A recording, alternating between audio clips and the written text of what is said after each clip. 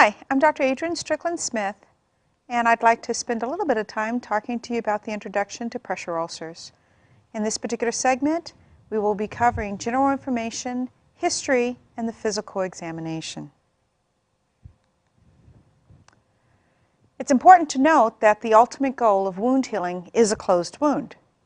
An expeditious closure of that wound, regardless of the etiology of it, will be helpful to the patient. And those wounds that we're trying to heal, we'd like to get a cosmetically suitable outcome that's durable and reproducible. And in today's environment, considering cost, we'd like to make sure that we have a minimum amount of pain, suffering, discomfort, or negative impact to the patient's quality of life, but it needs to be a cost-effective process as well.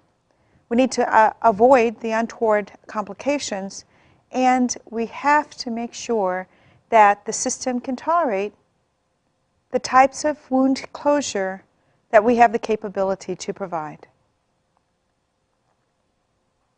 Now, pressure ulcers in type 1, we'd like to summarize some of the changes in reimbursement status for pressure ulcer care, as well as to review the epidemiology associated with pressure ulcer development. Currently, our focus of care has been to focus on prevention. And the summarization of the pathophysiology of pressure ulcer development and the discussion of clinical assessment of the patient once the pressure ulcer is developed will help us to provide the patient with information so that pressure ulcers in the future can be avoided if it's possible with the patient's basic underlying health status.